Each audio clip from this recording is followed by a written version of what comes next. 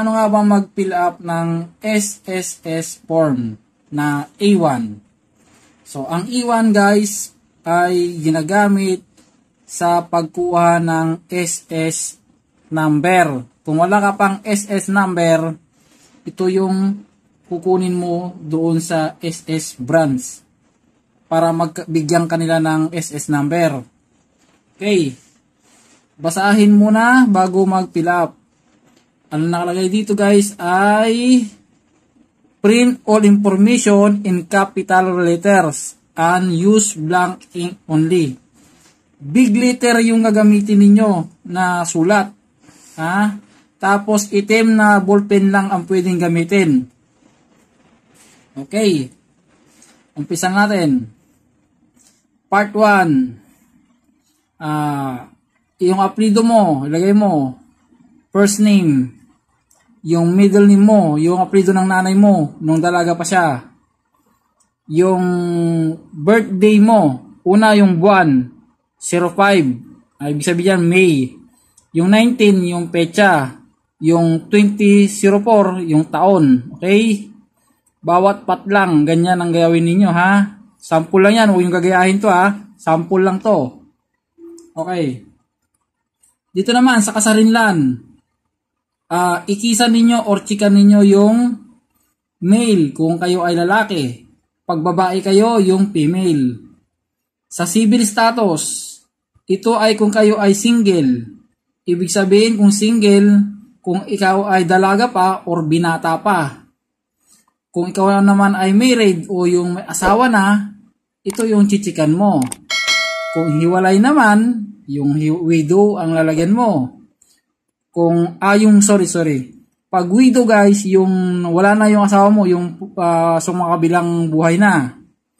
Pag legally separate, yung hiwalay. Okay, yung others, hindi ko alam, pero yung iba, it's complicated, kumbaga sa nilalagay sa Facebook. Pero hindi ko alam kung nilalagay dyan, kung meron pang others, iwan ko lang.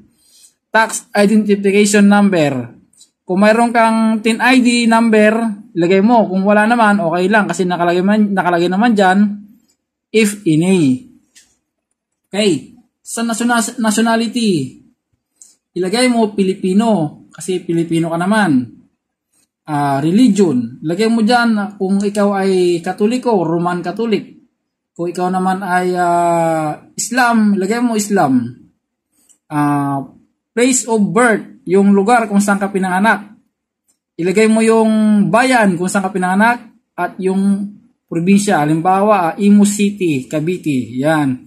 Kung sa probinsya ka naman, di ilagay mo yung lugar ninyo. Halimbawa, Lingayen. O di ilagay mo Pangasinan.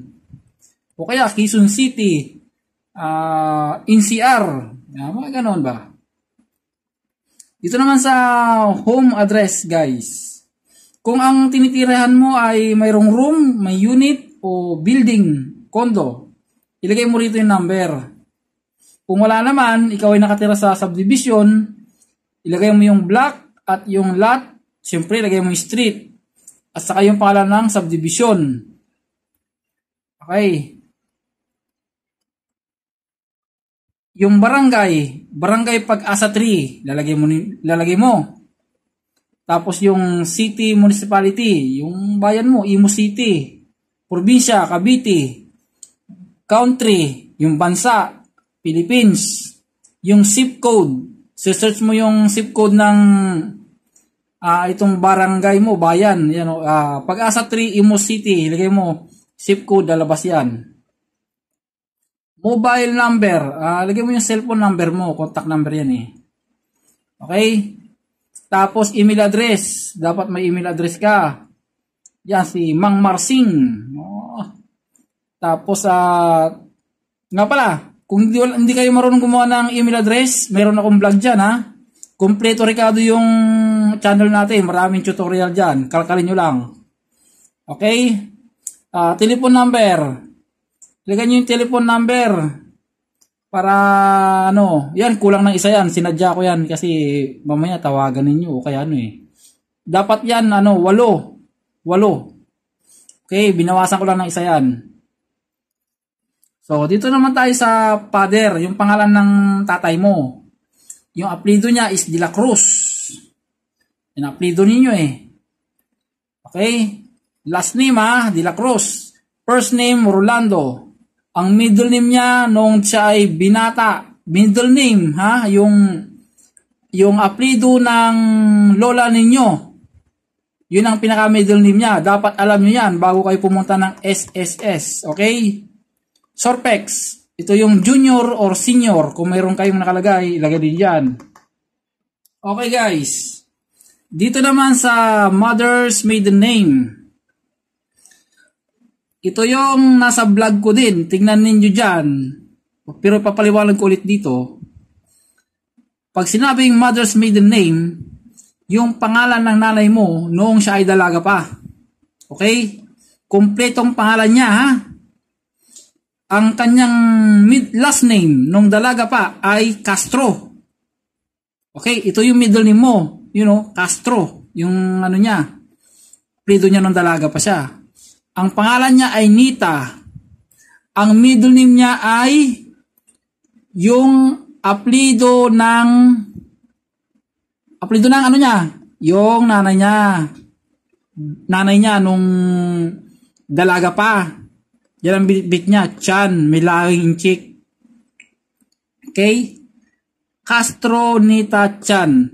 Ito yung last name niya, pangalan niya, middle name niya, nung siya ay dalaga pa, Okay. Kung hindi pa naintindihan, yung vlog ko dyan, kalkalin nyo, meron dyan. Okay? Para kumita naman ako. So, dito naman tayo sa spouse. Dependent beneficiaries. Okay. De La Cruz. Ito yung asawa mo. Apelyido na ng asawa mo kasi inasawa mo na siya. Kaya De La Cruz na siya. First name niya, Sara. Yung middle name niya, Duterte. Ilagay mo yung birthday niya, Yan, kompleto. Okay, ito naman yung anak mo, beneficiary, si De La Cruz James Duterte. Yan, ilagay mo rin yung kompletong birthday niya, syempre. Dagdagan mo pa kung marami kang anak dyan. Pwede mo ilagay. Okay?